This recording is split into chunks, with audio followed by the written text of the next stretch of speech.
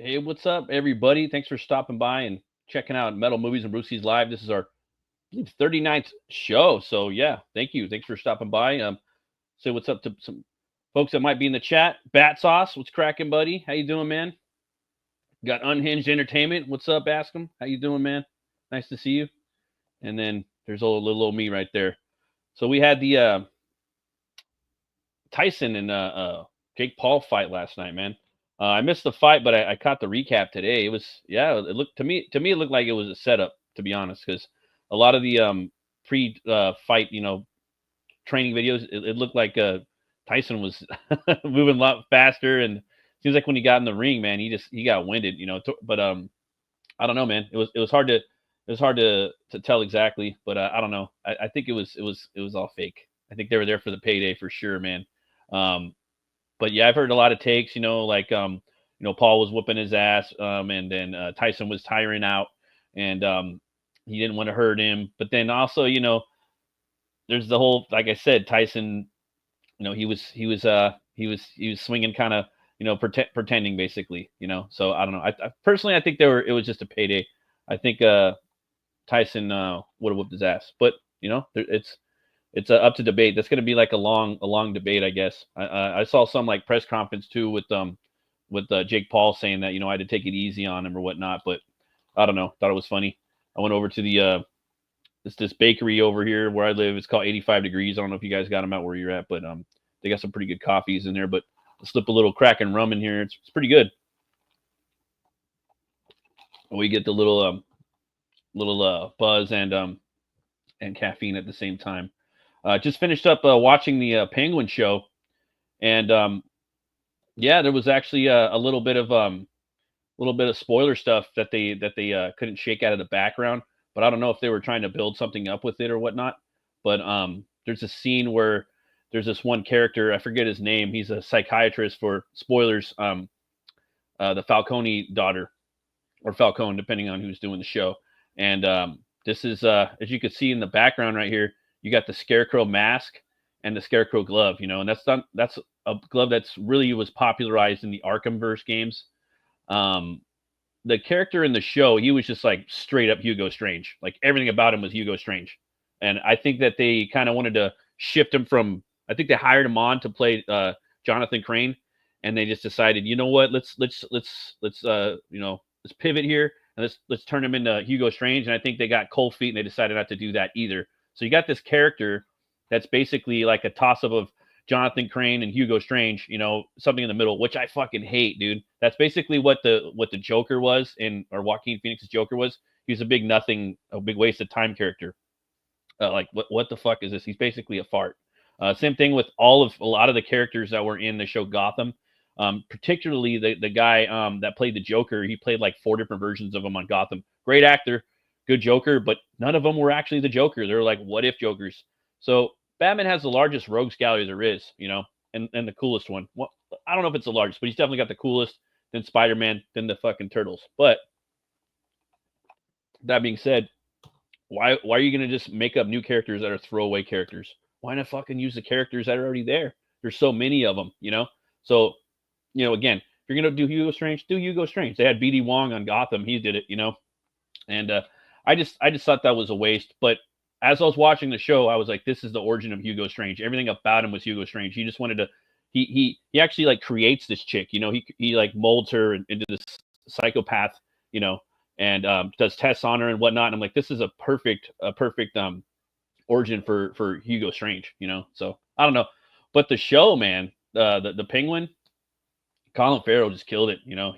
He's the most badass like mafioso type character. He makes Tony Soprano look like a choir boy in there.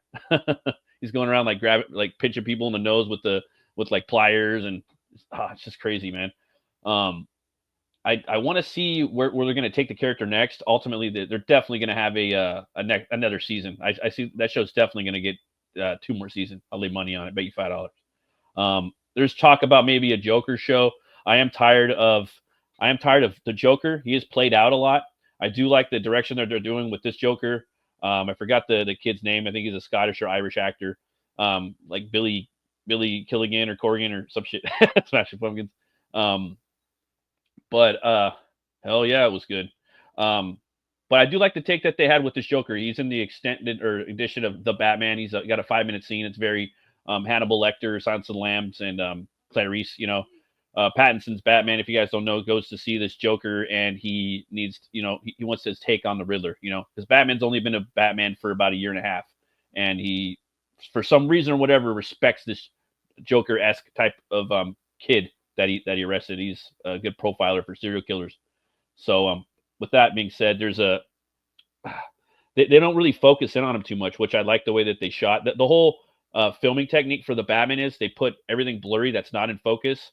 They have this blur effect going on a lot of the Penguin and on the Batman. It's okay. I guess it's like a stylistic thing. It gets kind of annoying sometimes, but at the same time, it's cool. But they did that in the Joker scene that they cut out, and it was really cool. But he has this flesh-eating disease that he's had since birth, allegedly, and it's eating away at his head, his face. So he's just even more horrific than the Heath Ledger Joker. He looks like a friggin' monster, which I thought was cool, And he's definitely New England street level, like Megas or Metropolis type city character. you know, from the streets, which I thought was cool. So he got the high pitched voice. Sounds like a very young Joker, you know, from New England, you know, like Boston or, you know, that type of New York area, which I thought was cool. We haven't exactly seen that yet, so we'll see what happens with that. The Penguin, though, I did like to see his rise to power in the show. Spoilers, guys, we're spoiling the fuck out of this.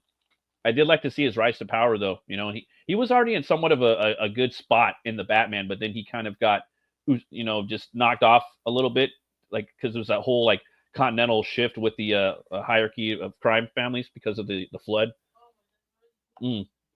But you know, so you have to basically start from the ground up because everything gets flooded. And you know, it's just weird. You don't see him in his tuxedos all the time. You see him in the street clothes. He has to kind of make his way back up. He has to make new alliances, meet new friends, get shit taken away from him. And it was cool seeing his rise to power, you know, and he had to earn everything. By the end of by the last episode, he's got it. He's living in a penthouse. He's got his gothic penthouse. It ends with the bat signal. I was like, okay. And that's one thing I do like about this Gotham is it's gothic, dude. It looks cool.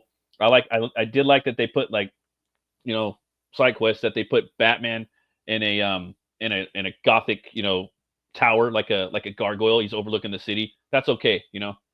And I think that's really cool. They do that in the comics too, you know. And then obviously the Batcave is that you know, it's the subway station that never was finished. Beep beep. What up, man? How's it going, Iron Seas? Thanks for stopping by. But yeah, I want to see some umbrellas, guys. I want to see some umbrellas. I don't know if you know, like I was saying, you know, like maybe he's gonna get a Glock and put it behind an umbrella and shoot some fools through it. That'd be a cool little gag to put on the show. That's something I would definitely have the character do. I would have him shoot through an umbrella. I would actually have him shooting it, like have a gun in there. Also the umbrella sword. You know, he could have some gags. I mean, it's not really that far fetched. I do want to see more of that. The monocle would be cool. I did like the monocle with the video game where he was the Cogni Penguin. So it was a a beer bottle that got lodged into his eye socket. I thought that was crazy. But if you guys haven't seen the Penguin, go check it out. It's some damn good television. They got in, they got out. It was only like 9 episodes. 9 episodes, I believe. Something like that. I think 8 or 9 episodes is a perfect like length of a season for a TV show. You know, I don't, you know, same thing with an album. I think at 9 songs is a sweet spot. You should just get in and you get out. Not that many albums are that short, but yeah, definitely. I got some metal news for you guys. I was actually gonna. I don't know if that many people know, but they have the album that Phil Anselmo from Pantera put out with I forgot the name of the album, but the band Scourge. There's a song with Jason Momoa in it. He does some tracks on it. I thought that was funny, and they have a new song out too right now. But Machine Head, they have a new tour coming out right now. I want to show you guys. They're touring with In Flames and Lacuna Coil and Unearthed. I've seen Unearthed and In Flames and Lacuna Coil before. But what I thought is pretty cool. There's crazy like compilations they're doing now. So they got this song right here. It's the new single off the Machine Head album. It's got In Flames, Lacuna Coil, and Unearthed all doing a song together. So we'll do a quick little listen to this. Tell me what you guys think. One life is all that you want. One life is all that you got.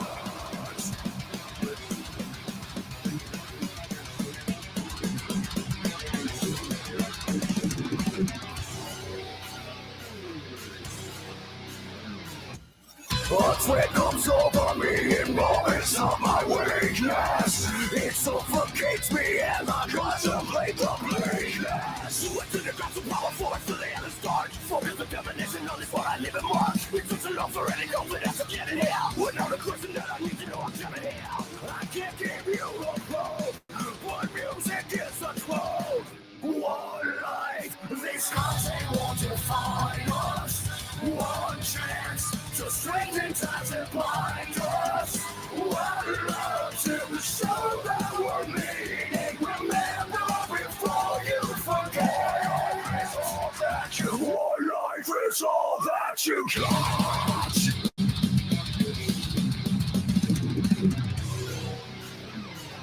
The time has come for me to let go of my grudges. Power and space will come to. I don't know. I think that's pretty dope. I don't want to spoil the whole song for you guys. Let you guys go check it out. There's a lot of different like again, it's like a Wu-Tang Clan compilation. You got 4 different metal singers on that, maybe 5. Fucking dope. Because Lacuna Coil has a guy and a chick. They're from Italy. Then Unearthed has, you know, his style, which is kind of like, you know, that whole metalcore. Then you have Anders from In Flames, which is just like, he's one of the best vocalists, aggressive vocalists of all time. And he's switching up a little bit, singing a little quicker right here. That guy switches it up a lot. I know he whines a lot, but that dude, he has a lot of, he does have a lot of different voices. And then of course, Flynn from Motorhead, that guy's, or Machine Head, that dude's awesome too. So yeah, I think I'm going to probably check them out. They're going to play at the Wiltern. I know my buddies for sure are going to go to see them once, you know, you probably heard the song already, but yeah, man. There's this new thing coming out right now. I wanted to show you guys. I think that personally, I think that you'll dig it, and it reminds me of old school, like I would say Robin Hood, man. If you guys were really into the old like Kevin Costner movie, I think you guys will check this out. And it's yeah, definitely.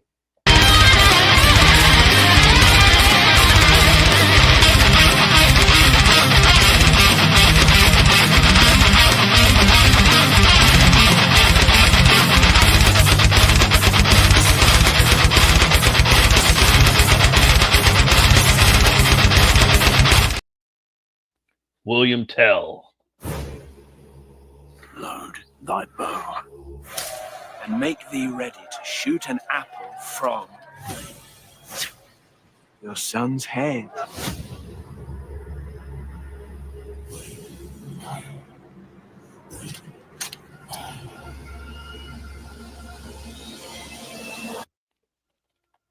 You think we're safe here? God has long forgotten us.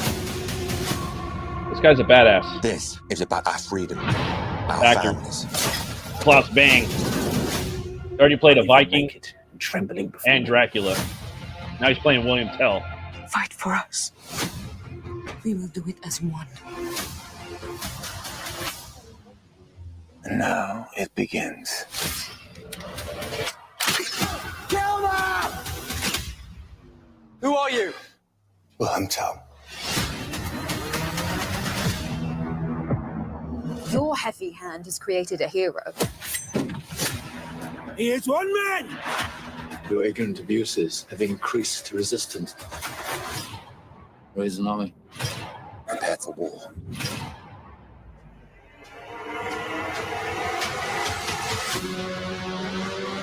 We will take back our homes, our town, and our country. We will summon up our skills Nice. in battle, Yo. and we will teach our enemy how we war!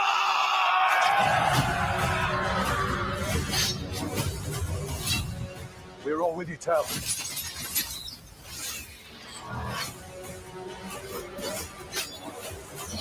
Your heads will be on pikes. You're finished. Here it is. Famous legend right here.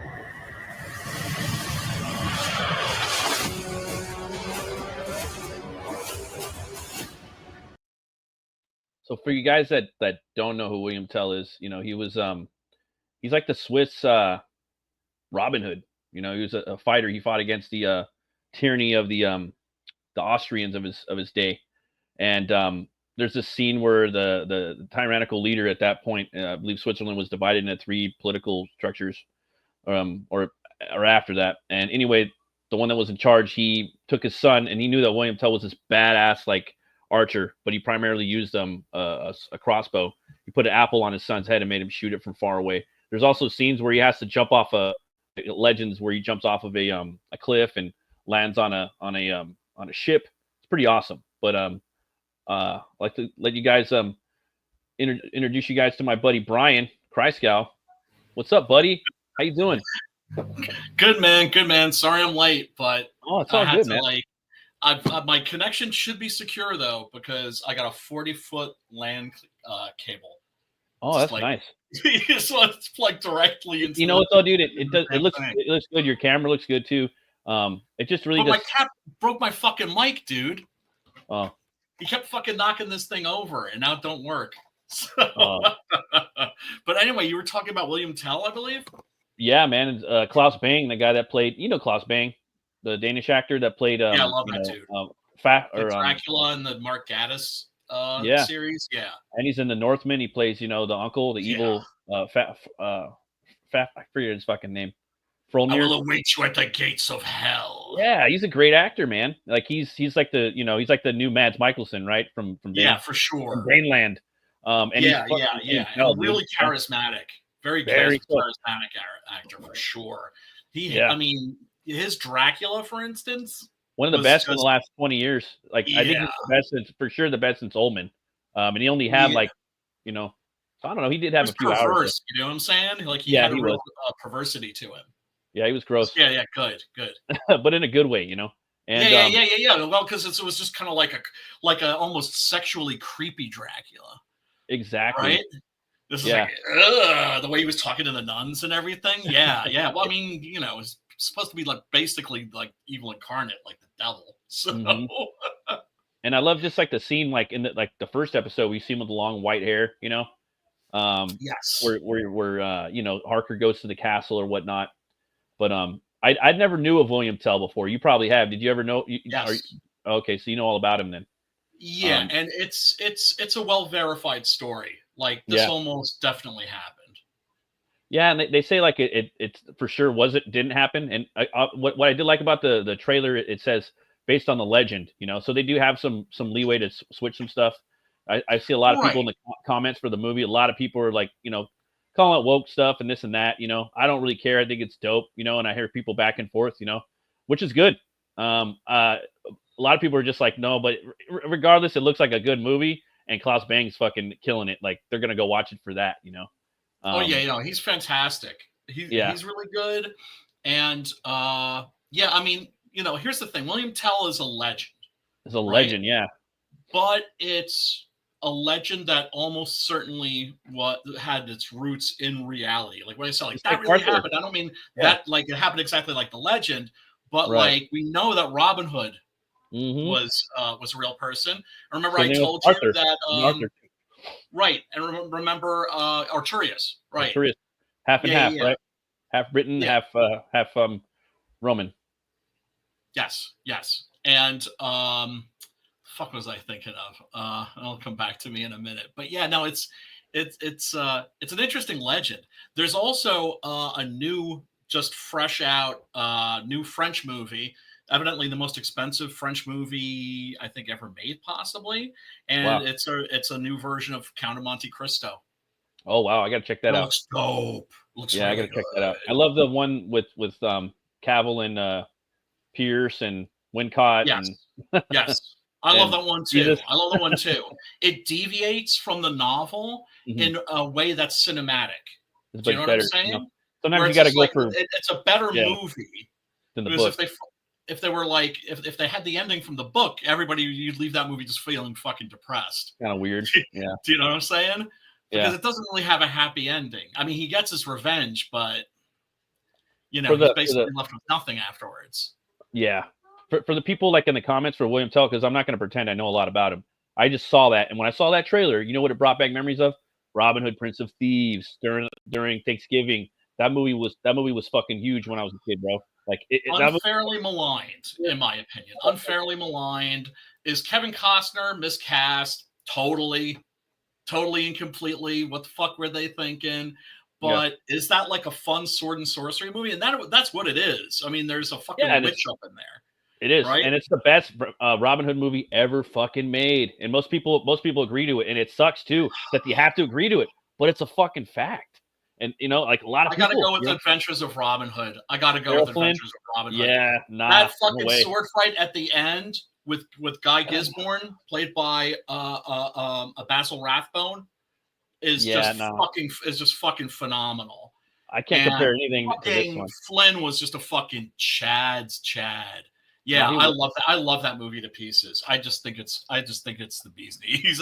I mean, of course, it's dated as fuck. It is, but it's just Robin Hood, Prince of Thieves. Oh man, I even had the toys. I had everything. The tree houses.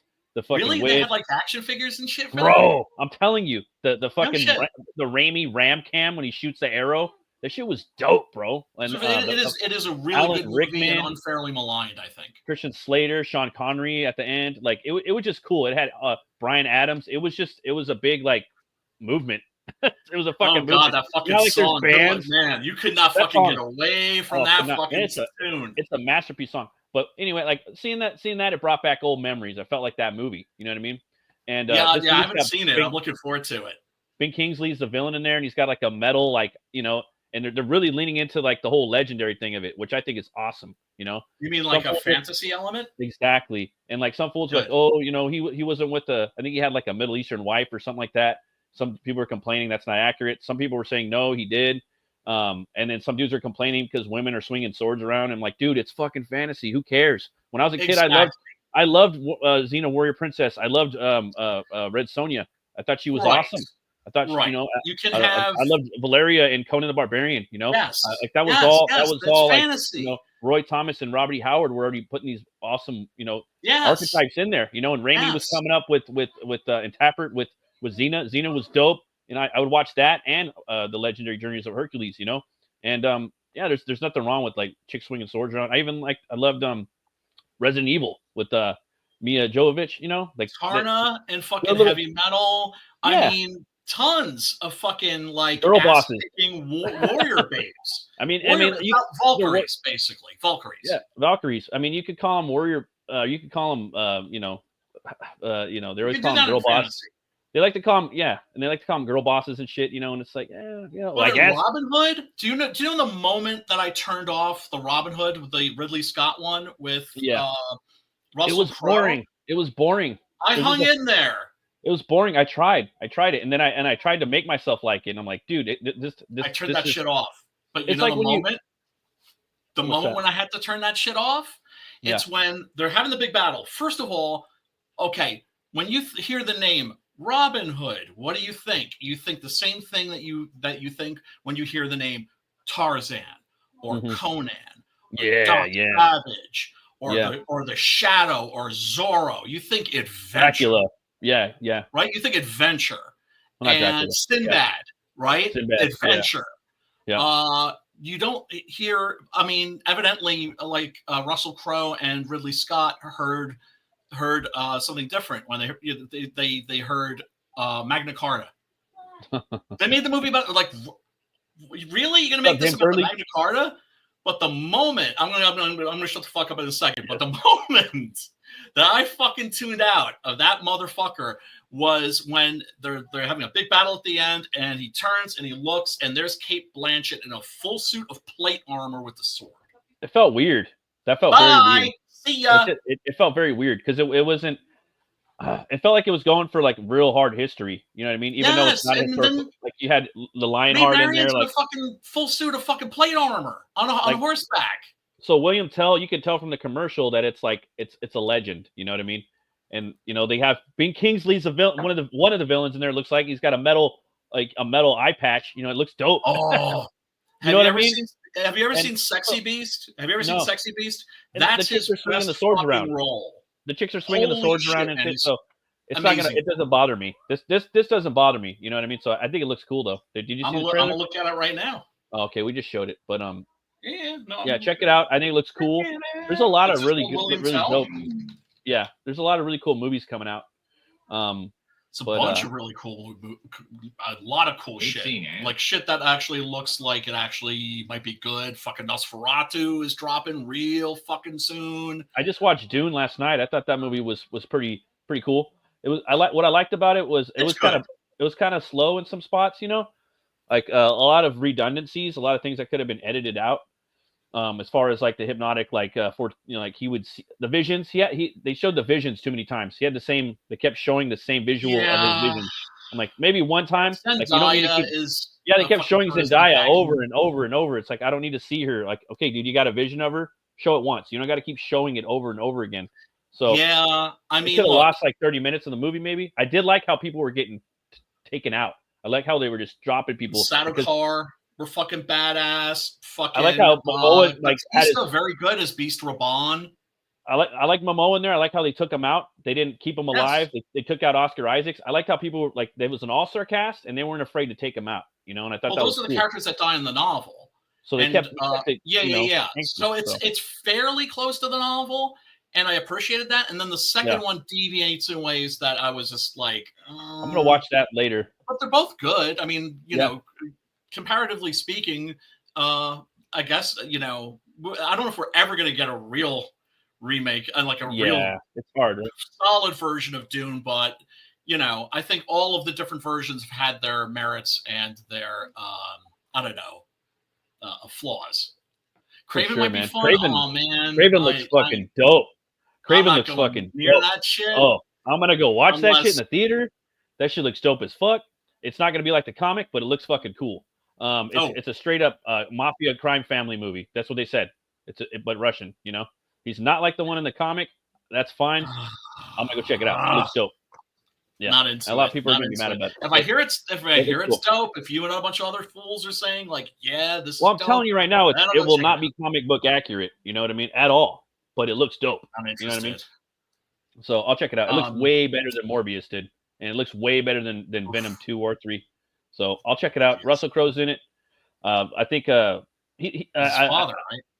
yeah, I do think that's stupid that he's not rocking the Russian accent. He's rocking an American accent. I don't know why Aw, he's doing that. He does speak man. Russian. He is in a Russian prison, so he is speaking Russian in the movie. You know what I mean? So we'll see what happens. Dude's a good actor too, so we'll check it out. And it's rated R. It's gory as fuck. So it already is. He's biting fools' noses off and spitting them in their faces and shit. So or spit. Did you see Dag, you didn't see the trailer for it yet? I saw one of the trailers. Dude, it's bloody and Is there a new bloody one? as yeah, it's rated R, bro. It's bloody as fuck. Yeah, it looks fucking Yeah. dope. That's. Looks better than I just- Deadpool and Wolverine. I hate to say it. I don't see um, why Craven needs his own movie. Do you know what I'm Oh, saying? Dude, that shit's dope though, bro. Like I Mm. do. I would totally rock it. Oh, I love If I villain hear movies. it's the shit, that's They're my cool for policy. one these and days. done. I don't fuck with nothing unless like I kind of get the word.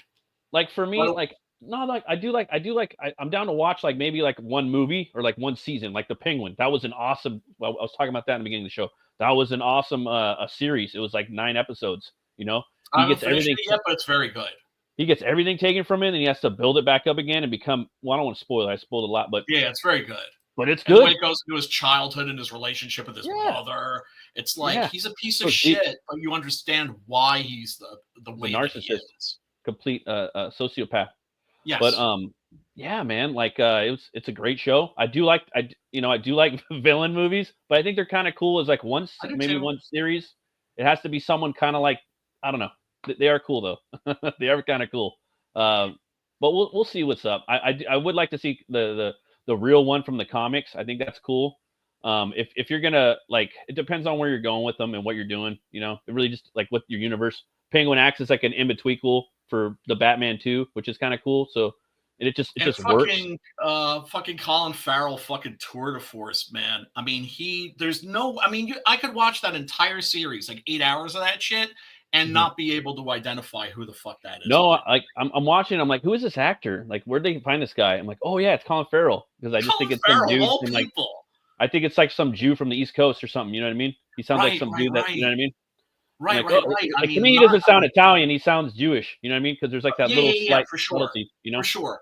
Although my favorite version of the Penguin definitely Mm-hmm. was in the Arkham games. Me too. Oh, do you Me know too. those? Yeah. Where fucking the Penguin was basically Bob Hoskins from the Long yeah. Good Friday, like Bob Hoskins from one of those kick-ass British gangster movies. Yeah, and he went to England and picked up the Cockney accent. I actually did a little short about that today. I was talking about that. Shorts are funny, man. Like I don't know how people do them a lot, but for me, I got to have something I feel like kind of interested in talking about. You know, they don't come to me that quick. You know, Yeah, but I got to be better yeah, about doing those myself. well, for me, they got to. I don't know, but yeah, William Tell. I'm pumped up for that. I don't know about you, but you down to do a little monster hunting? Always. Cool. I got a little something for you.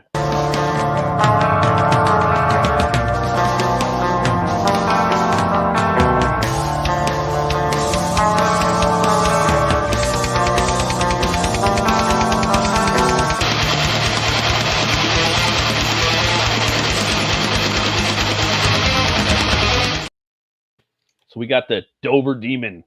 The Dover Demon is a small humanoid reported from Dover, Massachusetts. It was the subject of an intensive scare during the 1970s when multiple witnesses came forward with their sightings. The Dover demon is described as looking sort of like the gray variety of alien, except that it is fuzzy tan colored skin instead. The Dover demon has a large head on a small stick-like body. It can be bipedal, but it often travels on all fours or switches back and forth between the two modes of locomotion. That's pretty cool. It has that glow, or it has eyes that glow, usually orange or sometimes green. This guy sounds pretty scary.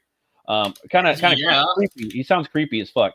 It does not seem to wear any clothing, and unlike the Greys, the Dover demon does not seem to be associated with any UFOs. It just wanders around on its own. Cryptozoologists seldom show interest in the Dover demon. Mainstream cryptozoologists often willing to seriously investigate humanoids other than hairy humanoids. It seems that the sighting only happened during a short time period, with most claiming that sightings have now ceased. So the Dover demon does not seem to be a pressing matter. Yeah, man. Moved, basically. Yeah, like either bit it or he split, and there's fucking with some other people.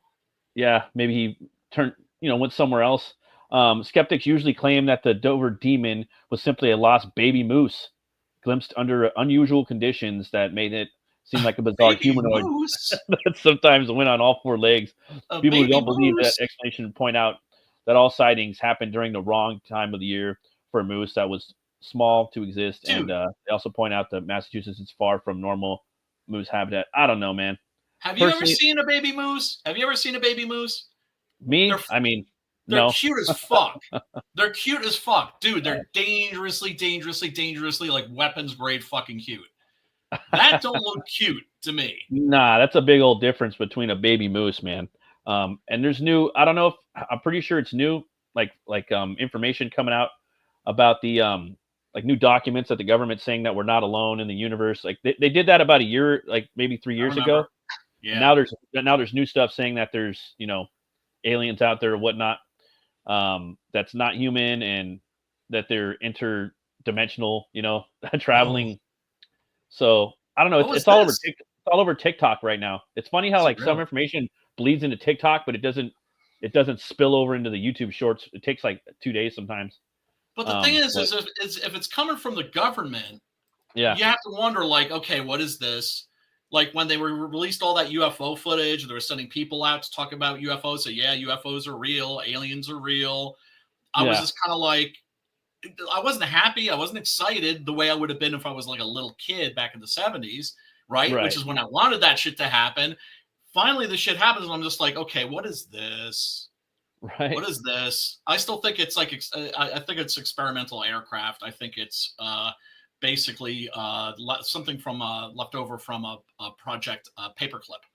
The Nazi scientists were working on anti-gravity, and that's what I think it is. Of course, I'm gonna be talking out of my ass. I'll be the first one to admit that. You never really know, though, man. I know. K-pop. What up, K-pop? Good to see you. Never really know, man. Like it's like they're saying, they just show a little bit here and there. They're always 20 years ahead. For me, I'm really like interested in Back to the Future 2. Trump's saying that he's giving like tax breaks to automotive companies that want to experiment with flying cars. So that's going to be one of his big thing in the next 4 years. He wants flying cars, and a lot of people are like, not 100%, but Elon was saying we can't do that. People are going to crash into each other. I've heard scientists and people talk about that, but really bad idea. I mean, look, I always wanted the spinner from fucking Blade Runner. Of course, you're sitting in traffic. How great would it be if you could just go take off in the air? But motherfuckers already have trouble driving on the roads, right? I agree with you. You do. It does make sense, but at the end of the day, I simply don't give a fuck. I want a flying car. I want a jetpack. I'm shit, man. I want both, dude. A jetpack. Why not have both? I want to have a big stogie. You know what I mean? Like stogie, like the real Nick Fury. You know what I mean? Yeah, man. Got a few campaigns I wanted to go over tonight. Hell yeah! There's a lot of books just launched this week. Can I just really quickly? Say sure. Thank you, Jason, who is in the Chizat. Nice. For sending this my way, because he shot me one of these already but I guess it went to my old address or something like that. I mean, I have a forwarding address and all that shit, but I don't always get shit. Shit gets lost. So he actually just like shot me one of these gratis. And nice that's the Chad move. That's what stand-up guy, man. True Chad indie comic creators do. That's like, can't wait to read that book. That's like the one I'm like thinking about, like, damn, I got to start reading and reviewing some indie books. You know what I mean? Oh, the art's fantastic, man. Just look at this shit. We need more reviews out there, man. Even if it's creators who are reviewing other creators' books and they're talking shit or they're praising it or they're critiquing it. We need more of that. And people just need to take it, you know? It's just life, you know? I know, but the thing is, it's like, I don't want to review my peers' books because if something's dope, of course I'm gonna be happy saying it's dope, but then I'm not going to be able to review. If I don't like a book, I'm not going to be able to review it because I'm not going to shit all over what they're doing. Because even if what they're doing, look at that.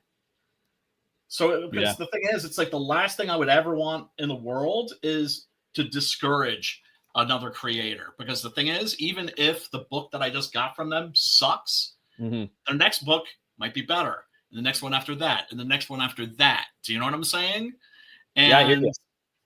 It's just like, their next book could be a masterpiece too, you know. But it's like you're gonna help them get to that masterpiece too. Even if you're shitting on it a little bit. I think that we don't have enough people, kind of like a lot of people aren't having enough people, like we're not reviewing enough books. I agree. A lot of people aren't talking enough about their books with other people, you know what I mean? And it's out there, you know, the review might be deconstructive criticism, but fuck it. It should be out there. It should happen, you know? Well, I mean, look, you just got to get people talking more about these books and getting them out there because a lot of them aren't getting any press. I know. Bad press is good too. Any press, you know, because someone shows me a book and they're shitting all over it and they're reading it and I'm looking at the artwork. I'm like, yeah, you're tripping, bro. You know what I mean? Like your boy Zach, like reviewing the Sumerian. Dude, are you smoking crack, brother? Well, I'm like, come on, am I looking at the same book? Is anybody paying attention to fucking Zach right now? No, but I mean, like, I don't agree with doing. everybody. No, I mean, no, I Zach has some good takes sometimes, but the Sumerian, he does. He's smoking a fat thing of crack on that. I just think he's trying to rebrand. I just think he's trying to rebrand. This was before his rebranding, but now he's already rebranded back again after Trump won, so everything's all good. Like, but what I'm talking about is like, I see what I see. Visually, I will like a book just by the art. I could just look at it and you could tell me whatever the fuck you want. Like, the new Conan books? No, the French ones are dope. The new French Conan comics are fucking dope. The Sumerian is fucking dope. He was talking shit on the Sumerian. I was like, nah, that shit's, dog, you're tripping. The Sumerian is shit. Dude, it's Tizite. But everybody, but he's doing it. Like, people, we need to, Brian, what I'm saying is we need to be talking about each other's books. Also comics, like it's not enough of it, you know. You know what we should do? You know what we should do? We should set up a review show where it's just like a bunch of us show up and review a bunch of comics. Basically said Godlike was not good, and John Malin said that I'm a hater. So I have Godlike. I haven't read it. I hear that it's very hard to read. I hear it's like a timeline, but I will say I think the art looks fucking dope. That's why I bought the book. You know what I mean? I don't know, you know. I hate Malin's art, but I mean that's not just because just because I think Malin's a piece of shit. But it's just the art itself isn't my taste because it's very 90s. It's not your taste. It's very Rob Liefeld. It's very, and I don't like that stuff. But that's image. I do like his art. I think that a lot of the art in Godlike, from thumbing through it, is his best work ever. But I haven't read it. But again, I hear the writing sucks, which made me happy. I hear it's dog shit. I hear it doesn't read like a comic. It's like a that's an expository dialogue. It's like it's like a timeline or something. But and no show don't tell. Do you know what I'm saying? I mean, but I'm just saying, you need to get people talking. You know, like if you're gonna talk about Butch Cleaver, I've had people give me reviews on it, talk shit on it. People like it, some people hate it. I love that, it helped me, you know what I mean? And I'm like, I better step up my game on this. And especially people like me that haven't been in the industry for fucking 30 years. And I'm like, you know, coming in here later on in life, I need to have this crash course of fucking ass kickery so I can up my game on my comics. Well, I mean, look, we need swift kicks in our ass so we can make our books better, you know, because most of us are newbies, dude, you know? And and that's the thing that drives me crazy the most is the fact that when we had a thriving community, right? I'm talking about OGCG. New people were coming through the door all the time, right? Including people like us. I remember when you were just a voice in the chat. Talking about how your father had wrecked 3 Mustangs, I think, in like the same decade, right? Yeah. And I would always bust your balls about that, or well, not even bust your balls. I'd be like, "That's fucking insane." And seeing people basically watching us doing our thing and going, "Hey, those guys don't seem too bright. Maybe," and they're doing it. Maybe I could throw my hat in the ring, you know? And we would help them too. That's the thing. There were people that helped us when we came in, and we were helping other people, telling them like, you know, this is what you want to do. Learn from from the things that we did right, but also learn from our fucking blunders. And oh hell yeah, K-pop. Inky is the sleeping giant of our scene. That's what I always say. Of course. Yeah, I mean, I don't know. I don't understand. I mean, I don't like the thing about. Yeah, I don't know. That guy kind of switches his kayfabe on and off whenever it works. I don't think it's kayfabe. I don't know. It's kayfabe. But I don't give a fuck. You know what I mean? But I'm just saying, like, that was a good example, kind of, you know, because that was. I know, dude. Oh, because he was talking about I think he brought it up, so I was talking about. So, but this book right now, Pencils Down. This is Belmont's joint. It's a combo, dude. It's Belmont. It's Dillard. It's Hojo's writing it. Dillard. Yeah. So, he has the sexiest voice, right? You would agree with me that he has the sexiest voice on our scene? He's got that radio voice, man. I'm gonna play the trailer. It's very. See, now I don't have my mic. I have to talk into the camera. His voice is very deep, and his diction is very clear and crisp.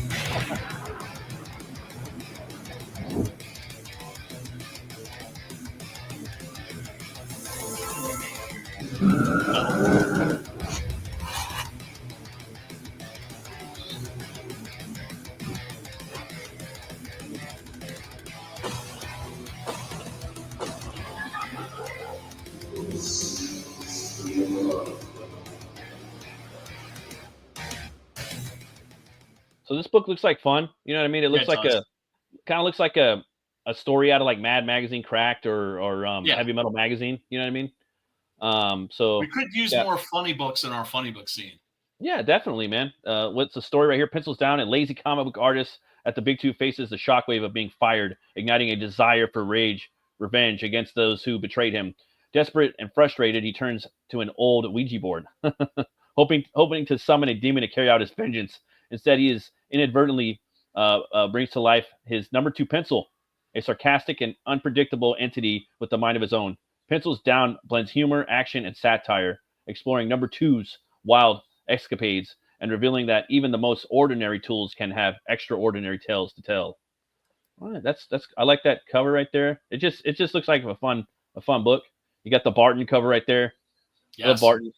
That, fantastic. You know, and they got that Top Cow style. You know, yes, Top Cow. Yes, you know, yes. Barton Brothers have got it going on. They got that Silvestri kind of, you know, Top Cow. Bunch of dudes from over there in Top Cow.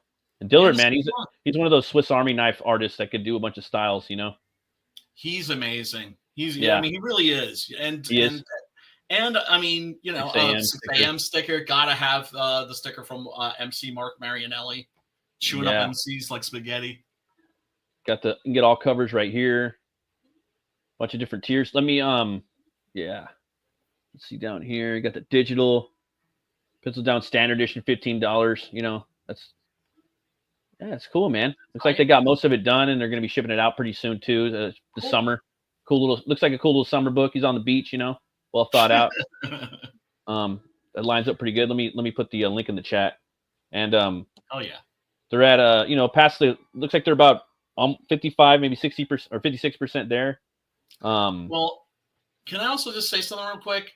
I know that there's someone who I shan't name who was trying to shame people into backing this book. Right? Oh, sorry.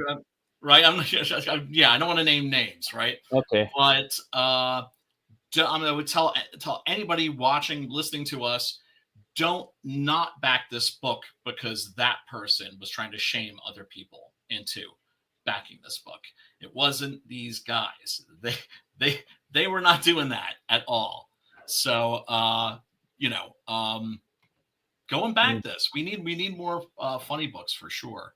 Yeah, definitely. And Just stupid There's comics, like funny shit, yeah, that's for me when I grew up on Cracked and Mad, and I would have my occasional, comic books, my Sabretooth. I'd go get my Tex Sabretooth was a big one that I loved. My Denny O'Neil, Jerry Ordway Batman movie adaptation. That was a big book.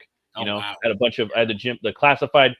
For me, I was always a visual kid, like before like the image boom, I would go to the comic store with my dad and my uncle, and I would just see, like, I want that. Like, and I remember my dad, like, hey, look at that Batman. He's got a gun. It was like Batman Year 2, where he had the gun in the holster, I was like, oh, and I always remember that.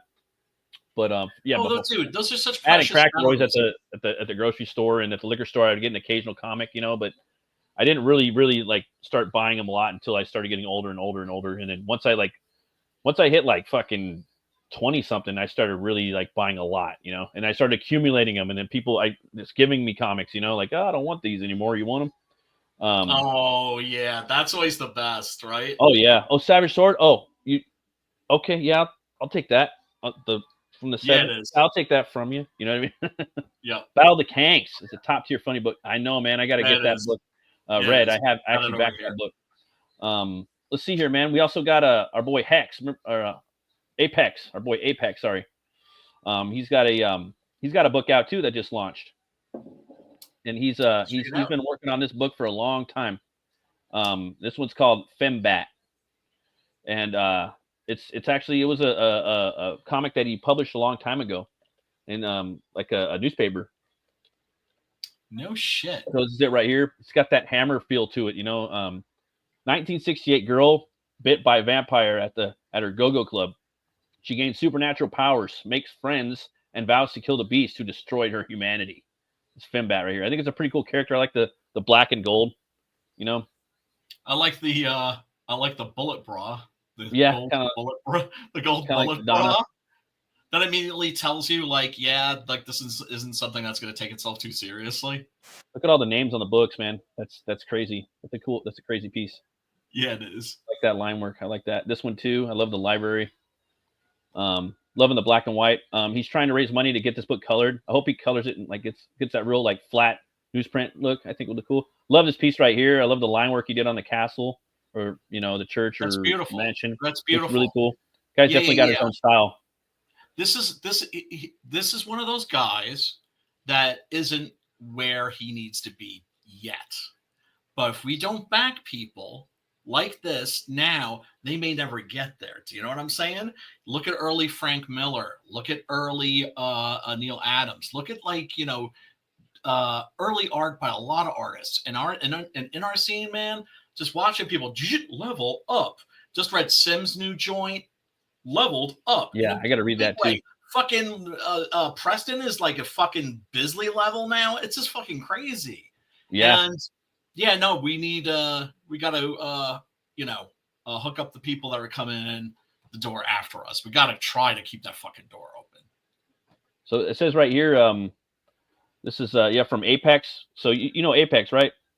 No. And oh, you don't? Oh, okay. Well, No. I think you don't know him from YouTube. You've got the Apex channel. Okay. He's trying to raise money for the creator of Project Fembat. He's trying to hire a colorist to print the books and ship them worldwide. He first created Fembat, and its cinematic-looking vampire heroine from a Hammer-inspired film that could have had been made in the 1960s. That's what I liked about it. He created Fembat in 1998, brother, as a weekly one-page newspaper comic strip and a weekly magazine that people would pick up for free. He produced 5 weekly pages, but never submitted them because he felt that the story and art needed more improvement. His first appearance was in Cartoonist Northwest Newsletter in November 1998, and in episode 2 of December 1998. And then his first crowdfunding ad was in Alterna Comics. So that I think I remember seeing it in there. So yeah, man, it's a little story right there about it right there. Just subscribe to his channel. Yeah, Apex Comics. He's a big guy in our sphere, promoting people. He does also does the Apex Rex and I'm looking at some of his new shit. Yeah, sure enough. Yeah. Interesting. Yeah. Nice guy. Yeah, Nice guy. yeah. And Um, so this is like his really, really old stuff. Yeah. That's interesting. Well, that takes balls to put that shit out there, man. Well, I don't know. I mean, no, he's been working on it for 3 years, so this is some of his stuff. But Okay. you got the $25 plus shipping right there. Another one right there. There's another variant cover he's got, and then get the blank sketch cover 1, 2, all 3 covers, a bunch of different tiers right here. You guys can come check out. He's about 70% there on Fund My Comic. Always recommend going to Fund My Comic, guys. That's where it's at. Word. Yep. That's and hail to Cecil for going over there and bringing his considerable weight. No pun intended. Because he actually was pretty svelte when I met him at that Graham Nolan party. Charming motherfucker, by the way. But yeah, like I said, dude, I was like one of the naysayers. I was one of the guys that was just like, I was like, yeah, no, there's no way, because this is gonna piss off the big guys because they want to have their own crowdfunder and they're gonna fuck with them, et cetera, et cetera, et cetera. This is not gonna work, but we need to get behind it, just all the same. And lo and behold, more people are gonna start coming over.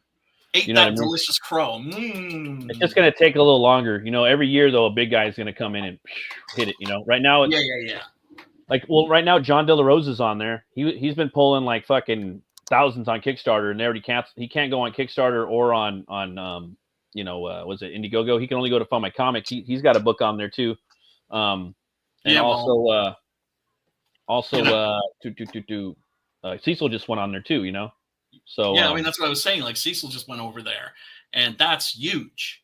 That's major, right? To have one of the big boys go over there. I mean, now it's just like, yeah, like this is gonna work. And this website's not perfect, but it keeps improving. And the thing is, if you have a problem, you get in touch with Luke. Boom, he's on that shit. Yeah, you could he's really like easy to get a hold of. Yeah, very accessible. Yeah. So like right here, what is it? Let's see here.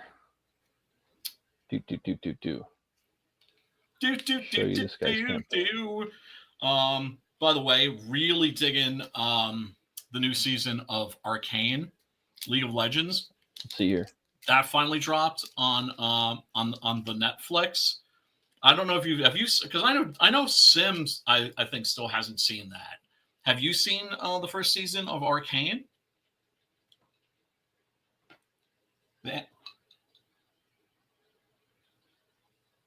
There we go.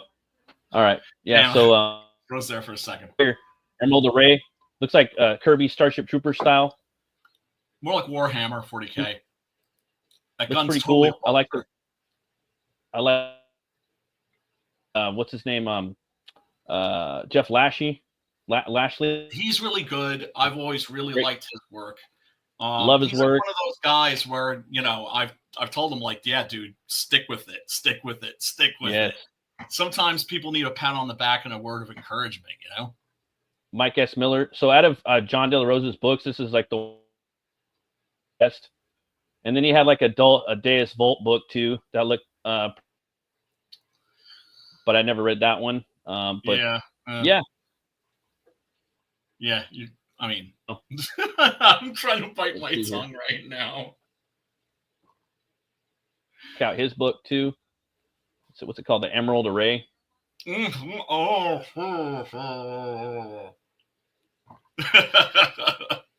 like, don't stir shit. I just keep telling myself, don't stir shit. Let's see here. Go check it out.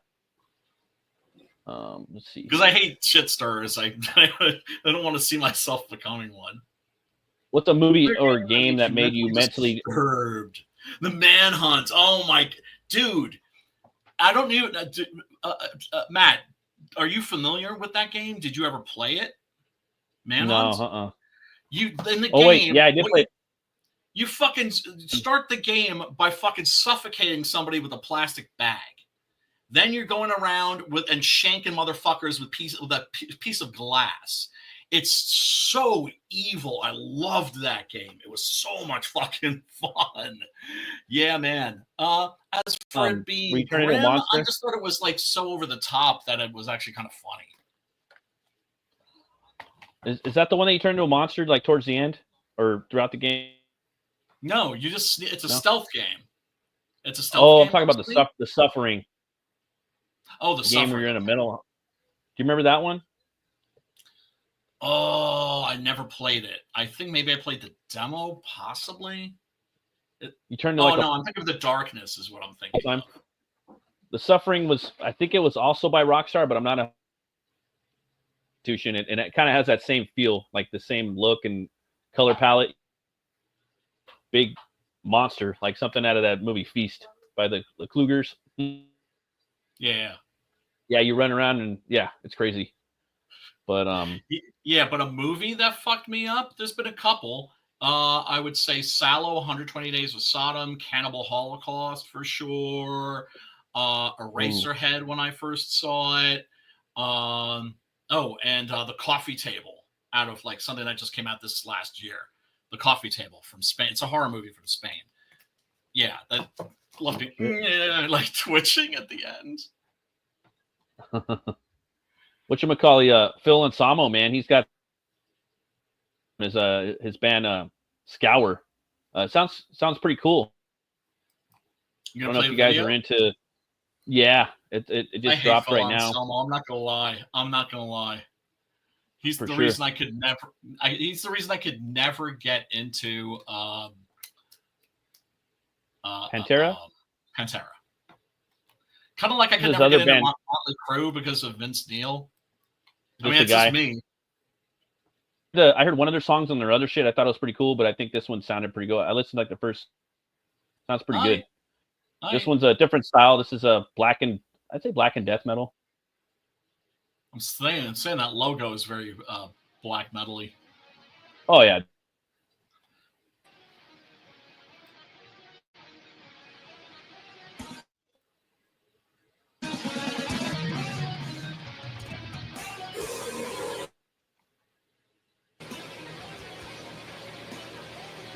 Oh god.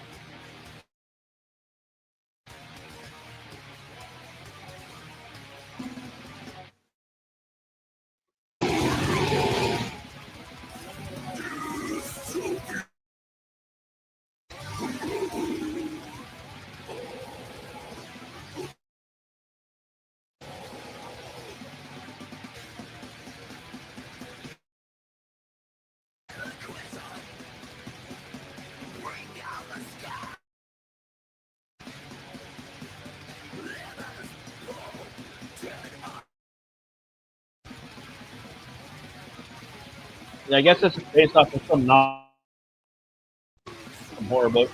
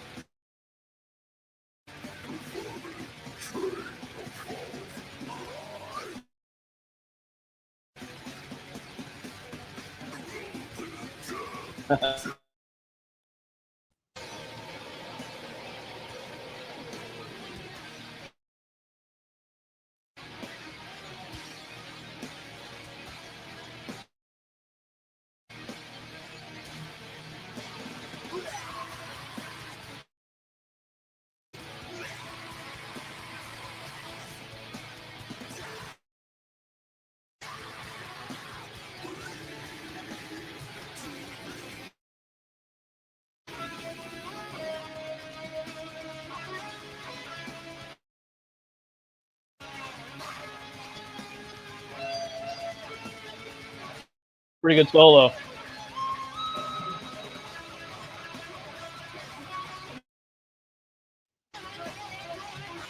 Yep.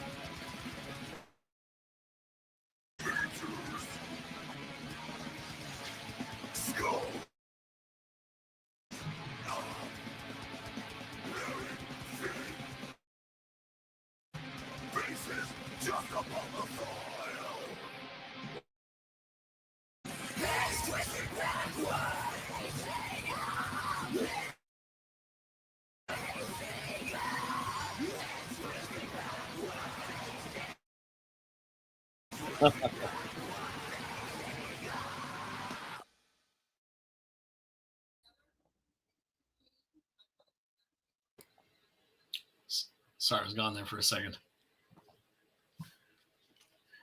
Dude, are you lagging or am I lagging? I don't know, man. I think you are. You know.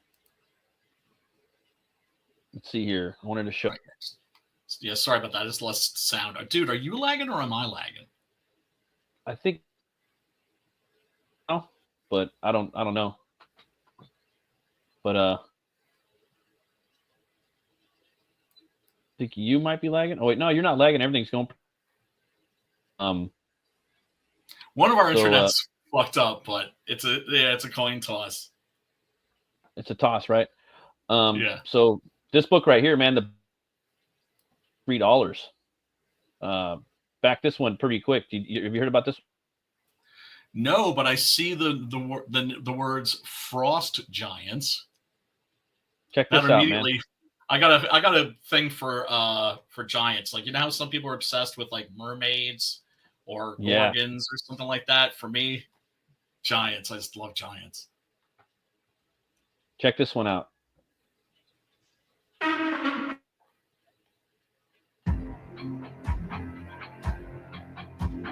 Love that.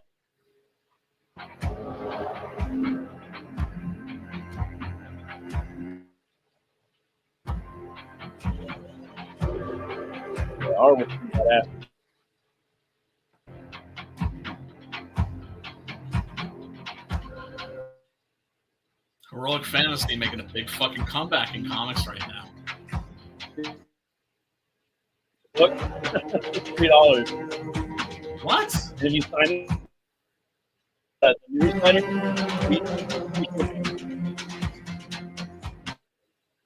Gangster. Look at $3. Gangster. You know? Richard held that title for a long time. Sure did, man. $3? That means that he's taking a hit on this. Yeah, he's taking a big fucking hit. So on top of that, if you sign up to the newsletter, you get free shipping, dude. So it's straight up. So yeah, guys, check out this work. Who could say no to this? Yeah, it's inspired by Tolkien. Look at this artwork. The 924 frost giants have trampled the world beneath their feet. The last remnants fighting back with the holy art of sorcery. Yeah, man. At night, you know what I'm saying? You got heroic fantasy shit.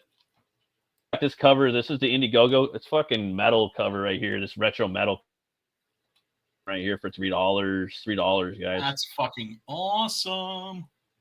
For $3, how many pages is this? 30 pages, dude. What? Damn. Yeah, I think it's 28 pages of story and then 3 pages of back matter.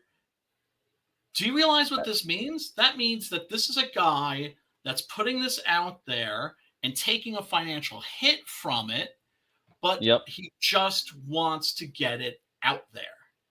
He wants to build a readership, you know, and that's the best way to respect. But long game. You go to here. Obviously, that in the chat, and if you guys go there and sign up for the newsletter, you get the email back letter, and then you can get reduced shipping from there after you back the book on here. thecrow.com.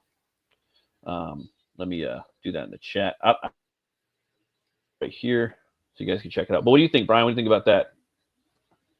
It looks dope. It looks great. And I'm glad that fantasy horror, I mean, like, heroic fantasy is like booming right now, along with Westerns and some other shit, non-superhero shit in our comic scene. But, and it looks great. Art looks great. Everything looks great. Frost Giants, I'm in. But the fact that he would actually put this out there and look at his campaign, he hasn't made that much money yet. I mean, he set his goal low, but how? I mean, I'm gonna go back right this very second. This is somebody that's obviously in it to win it, playing the long game, and is willing to take a financial hit just to get his book out there. That is a sign of confidence, is what that is. Yeah, and it's a Dark Horse. I don't know if you ever read that. It was a pretty well-known comic back in the day. I never read it. Really? On shelves and stuff. Yeah. Rex Mundi. I never read that. I think I heard of it. Was that published by Dark Horse, did you say? I think so.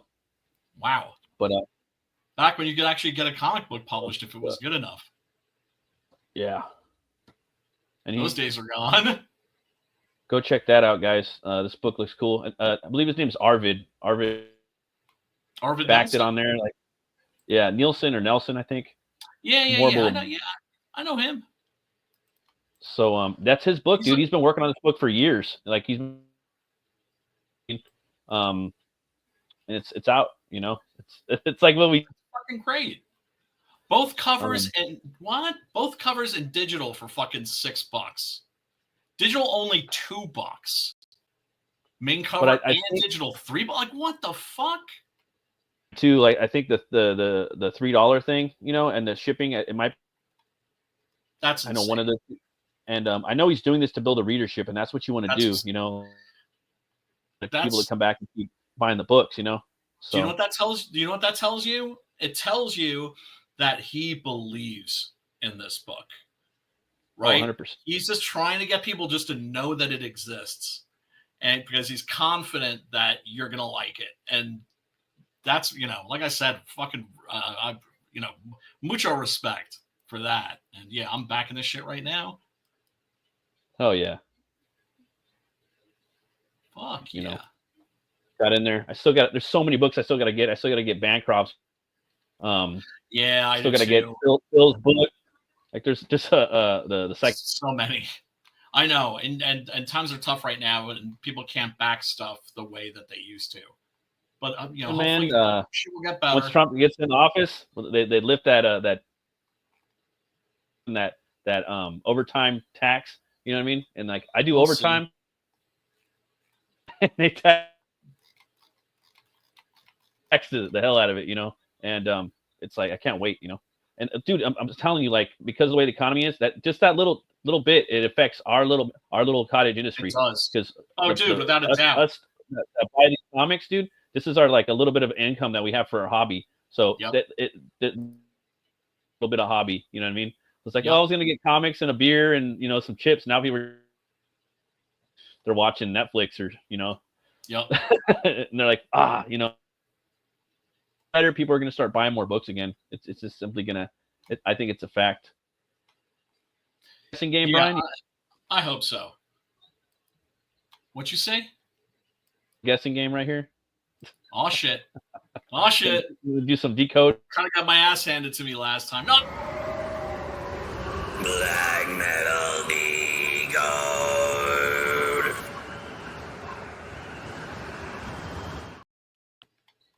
This one's kind of easy, but not. It's like old English.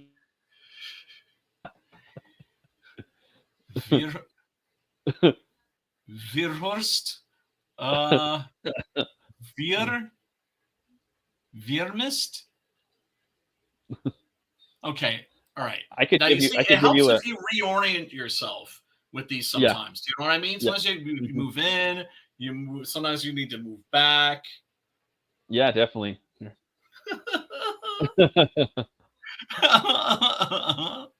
I could give you a hint. It's actually got a comic book name in it. Faust?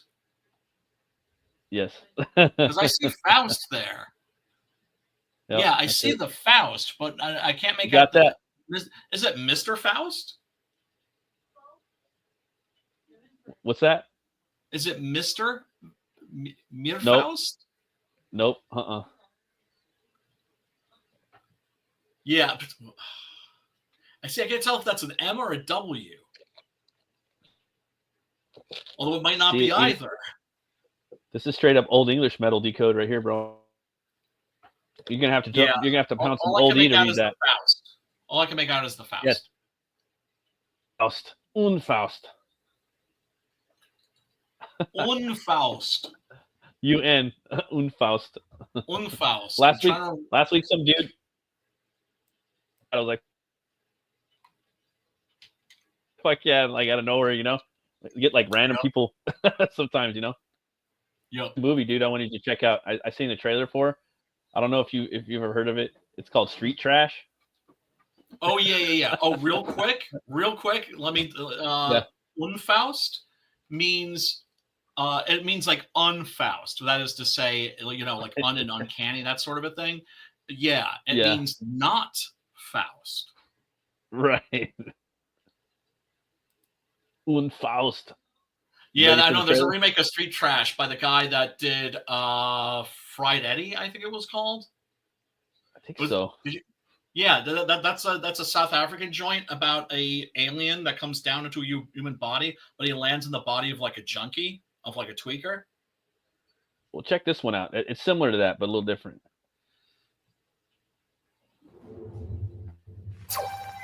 Bring in volunteer number 85. You're still gonna get paid. Volunteers receiving a dose of synthesized substrate. The Blade is disgusting doing it too. I mean, a remake of Street Trash, like for Fried real? Berry. Fried Berry, that's it. And off the streets. Failure to comply will result in prosecution. It's the 8th consecutive year of Mayor must be elected. The Kruger. Mayhem in the city. Homeless are fighting against the government. People are fighting for their rights. Viper. What the fuck? Have you ever seen the original? No. Oh, you gotta watch that shit. It's awesome. I present to you the crew, the most incredible crackheads that you'll ever meet. It's incredible crackhead you'll ever meet.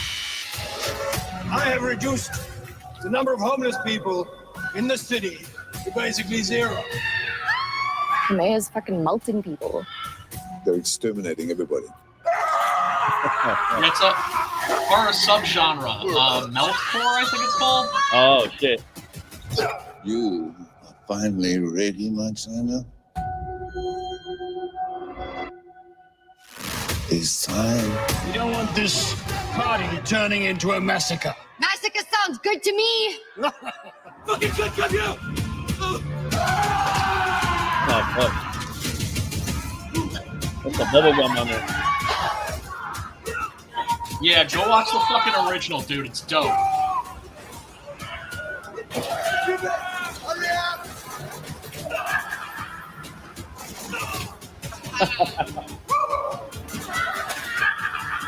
Yeah, splat stick.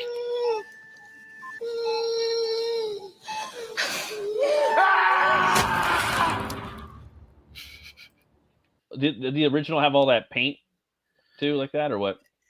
Yeah, it did. Yeah. At least the advertising campaign that it did. It has a very famous, a really awesome poster art, right? Where this guy that drinks this stuff, Viper, right? It's basically like some scumbag that owns a liquor store. Is like digging around in back, and he finds like this case of wino wine, right? You know, like Thunderbird or some shit like that, Night Train, right? Wino wine.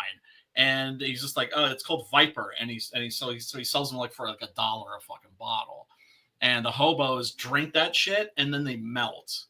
And so the poster is of a scene in the movie where this guy's melting and basically flushing himself down the toilet. Oh wow! Yeah, horrible. It's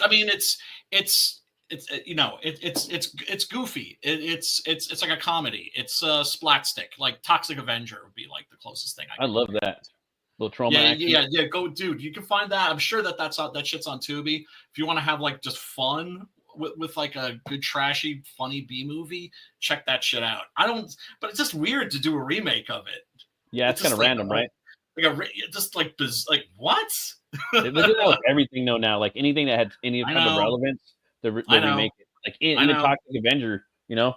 Oh, dude! Our boy Bat Sauce has a book out. I don't know if you knew about that. I shared it on here last week. It's called Illumination Toolsmith: Tale of the Dunce Whisperer, and you can get the paperback, and you can also get it on Kindle. It's right here. It's Office Space meets Harry Potter, so it's a comedy. That's cool. Yeah, man. I think it's hilarious. I got to back this book too as well. I did a piece for it too. It might be in the book actually. So that's what he was saying. It's probably in the back. Pretty fun though, man. I was saying that I really love like that style of like fun comedy, like fantasy, like Princess Bride or Your Highness or Stardust. You know, right? They're all really fun. You know, it's like a tale of an illumination toolsmith trying to fix everyone's problems is in the kingdom of the point of pretty much doing their jobs for them. Edward definitely isn't the smartest person in the kingdom, but maybe that isn't the problem. In this world, technology and magic have combined and advanced to the point where people become useless without their Illumini tools. This essentially makes the people like Edward who fix Illumini tools the most important people in their kingdom, but they're treated worse than the stable boys. The story is the most entertaining comedy you will ever read and ever have the pleasure to read. However, it is also the best action, romance, musical, and thriller you will ever have time to read. Some of the questions you might ask yourself after reading this might be, I love this shit. How can I ever enjoy another story again after reading this or finishing this? How can one person come up with such compelling plots? Is my vision blurred from the tears in my eyes, or have I been blinded by the powerful words of this literature wordsmith? So yeah, come check this book out. I'm guessing that this is he's a big Terry Pratchett fan. That would be my guess. I'm not sure if you're familiar with Terry Pratchett. He did a lot of kind of fantasy comedies. You know, Lord of the Rings, that type of a thing. Oh, okay.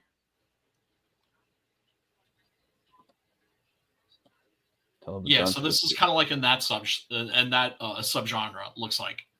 Yeah. $8 for paperback. That's really good. $3 on Kindle. Yeah, you can't beat that. Seriously, it's a really good price. Let me see if I can show you. I did a little piece for it. What, you did something for this? Yeah. Gotta find my real quick.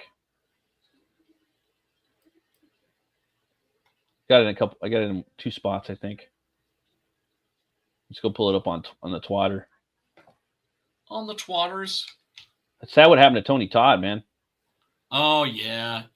But I mean, he had been on his way out for a while. I think. I don't know. I'd heard that he died. That he had HIV. I think. Oh wow. That sucks.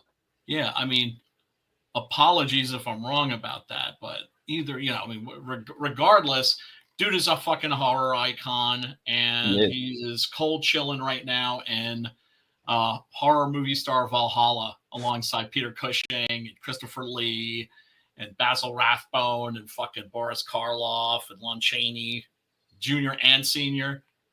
Oh yeah. Yeah, for Sheezy. Yeah, no, he's one of those dudes. And like there was another movie called like The Werewolf Hunt, I think. I couldn't find it, but I was looking at it and I was like, dude, I hope they I don't know, like have some werewolves. The Frank Grillo joint? No, it's a totally different, it's like a new one, but whatchamacallit, it was Tony Todd, but there's no werewolves in it. So it's just like, what the hell, you know? What? Yeah, there was a trailer for it too, but yeah, there wasn't any there wasn't nothing on there. Here we go. Here's a little piece I did for it right here. It's like these 3 characters that all have different hammers. You got like this rock like a dwarf type dude, and then another bat dude with like or a knight with this like kind of. Oh yeah, this is dope. I've seen this. Yeah, it's fucking cool. And then like thanks man, and some dorky like type guy with like this light hammer that's like made out of energy, and he's got this like wooden. I don't know. It's pretty cool. His characters, you know. But I think he had a couple different cats do like their rendition of the character for the book, you know. Yeah, It's kind of cool. Like it's almost like if someone took like a Conan book and or Robert E. Howard took Conan and he had different artists kind of interpret it differently, you know. But it was weird because I didn't see anybody else's artwork, and I seen one other person that did some art, and I was like, oh shit, me and him kind of drew certain things similar, you know. Obviously, we're gonna take what Bat Sauce told us to do it, but there's certain ways we could position certain things on their body. Did it the exact same way. Put your own stink on it. Yeah. Yeah, exactly.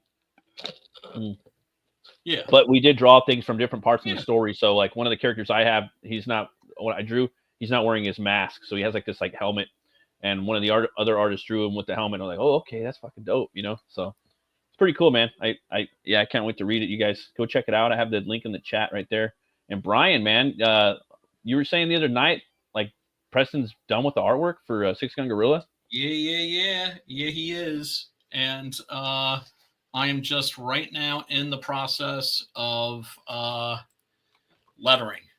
Doing the lettering script, which is actually like my favorite part of like the whole process, is just going through and little teaser, little preview. Thing is nice. Like this is the climax, right? Yeah. So I want to show these pages because they're fucking dope, but then I got to be real fucking careful. Right. And not drop too many spoilers. Yeah, I hear you. But beautiful. I mean, Preston still needs to make some changes, and he is going to be, right now he's busy doing another major league high profile thing, like some NDA shit. Yeah. Right. So he's got to do that first, and then he's going to get back to this. But yeah, we're going to be able to hopefully get this to people at the latest. I'm realistically, I'm thinking either January or February. Hopefully February or January.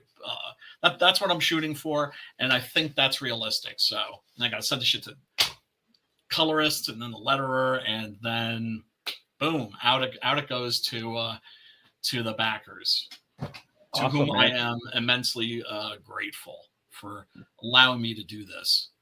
If you guys haven't picked up Six Gun Gorilla, man, come pick it up, man.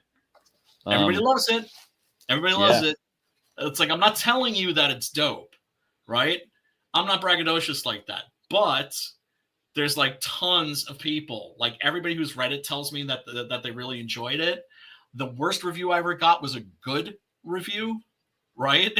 A good review. That was from CBR. They wouldn't look at my book until I sent them all the other reviews, and then they reviewed it and they were like, well, it's okay. It's good.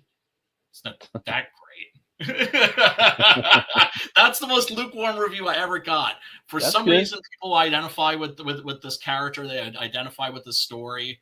And I wrote it just for myself, just to entertain myself. And it turns out that, it struck a nerve. And people love it. And if people are new to the world of Six Gun Gorilla, this is the last two issues, 9 and 10, and the volume 2 trade paperback. This is the finale, at least of the Long Days of Vengeance arc. And if you're new to Six Gun, there is a link in the first paragraph at the top of the page. The top, right? Let me get it up there real fast. All you have to do is click that shit, and it will take you to a free downloadable PDF of the entire first issue, because first one is for free. I'm confident. I'm confident that you're going to that if you read the first issue, you're going to want the rest for sure, dude. That's why I was like respecting Arvid for put that up, because I was thinking the same thing. It's just like, it's like once you realize that you've got a good product, it makes it so much easier to pimp and sell that shit. And I think my writing's okay, but one thing's for sure, I worked with just amazing artists on this series. I got so fucking lucky with the people that I got to work with. I was so lucky to work with Adrian, so lucky to work with our boy Preston, and it just turned out beautiful, and can't wait to wrap this this saga up and move on to the next thing. And Six Gun Gorilla will return, but not like in a solo. He's going to return as like part of like a Weird West Dirty Dozen ensemble. Yeah. Yes. And that, yeah. And people have been waiting a while for this book. It's very late. Not as late as some other people's books, but it's late for me. And I wanted to put more pages in the book, right? Because I know if I wait longer, if I've waited for a book, and tchotchkes are cool, but I always like a fatter book, right? That's what me too. like, a much fatter book. So people are going to be getting a fatter book. There's going to be like a 14 to 15 page backup story introducing the Dandy. Basically, the first character I'm introducing from the expanded Six Gun Gorilla universe. Cool, man. But yeah, dude. Yeah, thanks for letting me shill this. Oh yeah, so go check it out, guys. Going to be coming out pretty soon. The book's pretty much done. Just got a couple more edits. We got the colorist on point. The miniatures are shipping immediately. I got those. That's awesome. Yeah, and then we got a backup story in the back from Jason Orflis from Octopus Cowboy fame. He's going to be doing that too. So yeah, I'm going to add those. I'm going to like once I have like inked and colored pages from that, I'm definitely going to add some of those. Nice. And yeah, it should look great. There's one more little peek, a little teaser. Let's see that. Preston can draw the shit out of a gorilla. Just love that. Oh man. Yeah, because of course, I have to have those like Sergio Leone shots. Oh yeah, you got to, man. Those little, just the eyes. Yeah. Kind of time in the West. Yeah. Well, I mean, it's like, Leone's a huge influence on me, but I'm not trying to do Leone because I see people try to do Leone and they always end up flat on their faces. It's like, don't. In other words, it's just kind of like in the James Bond movies when James Bond does something cool and then the bad guys are chasing after him and they try to do that same thing and they fuck up. Yeah. Think of Leone's like James Bond. It's just like, yeah, no, fuck it. I'm not even going to try and do what that motherfucker just did. Did you watch the Tyson fight? No. Yeah, it looked like it was staged, man. Like the whole thing. What? It looked like. Yeah. What? No, boxing's fixed. Yeah, right. No. At least it is for the main event. Boxing fixed? A fixed? No. Whatever. Like, yeah, you believe in like reptile lizard people, right? And also the flat worlder, right? Boxing's fixed. It's like, yeah, that's what everyone's saying. That's what Graham Nolan said. He posted a clip of Tyson training, and he was like, fast. He's like, that was not the guy that we got in the ring. Yeah, that was like slow and fucking tired. It was fixed, I'm sure. That's why I don't even fuck with boxing. Even if it wasn't fixed, like, yeah, I don't know, man. Like, it's just like by the third round, he was just fucking tired all of a sudden. You know what I mean? Like, it was just all set up, and then it was only 8 rounds, 2-minute rounds. It's like, fuck, dude. Tyson wasn't really a boxer. Do you know what I'm saying? Like, he wasn't like a master of the sweet science. He just knocked motherfuckers out. I mean, I don't know. I disagree. I think he was a boxer, a very good boxer. No. I mean, you know what I'm saying. He is. Well, I know you're. I mean, as far as like him being an animal, yeah. Yeah, and of course he was trained by Castellano and the Diamante twist and all that stuff. But boxer, yeah, he was a great boxer. I'm not taking anything away from him. I'm just saying that it's just like you watched a Mike Tyson fight and you couldn't really realistically call that a fight. Do you know what I'm saying? Yeah, it was ding, ding, boom, boom, ding, ding. Yeah, we thought he was invincible. Powerhouse. He's a powerhouse. And some people are like that when they come in, and it's just people later on, people are going to remember him from the ear. They're going to always they're just going to remember him biting a dude's ear off and spitting on the floor, and then in his ear and sewed back on. Did you see the flash kits? Oh Yeah. my god. For this fight, for this one. Yeah. Yeah, that's hilarious. No. Yeah, it was It's like hilarious. you're not supposed to eat the other fighter, man. Yeah, I still we can fight remember. that. I think it was in Fallout 2, or maybe it was Fallout 1. But you went down into like you could go down into this gym, right? You went down in the basement. There was a boxing ring, and there was a character just standing in the ring called Mike the Masticator. Oh, that's fine. And just Okay. every now and then you'd see like a quote appear, and it would say "ears yum." Oh wow. Funny. Tried to eat Evander Holyfield. trying to eat the Holyfield. So who's Jake Paul gonna fight next? I was thinking this, like, what's Evander doing? Yeah, seriously. Well, I mean, you see the George cartoon, Foreman? you know, where he pulls him up out of the grave. You know, Yeah, back to funny play. shit. Yeah. Yeah. But yeah, man. Thanks everybody for watching. Thanks, Brian. Just been Thanks going for about having an me on, hour and brother Matt. 30 minutes. Thanks for everyone that stopped by, the 3 people watching right now. And yeah, we appreciate you guys. Everyone that's been checking this out on the replay, and the 3 people that subscribed to my channel today. Hell yeah, I appreciate you guys. And yeah, everybody, you know, Spank always that like remember button. Spank the if you subscribe. want, that'd be cool. Remember to be bold, be brave, roll the bones, know your role. We'll see you guys next time, and try to have fun and be happy, and not take Yes. shit so fucking seriously. A lot of us are too old, and life's too fucking short to walk around It's pissed. true. It's true. Peace and love. Peace and love. Peace.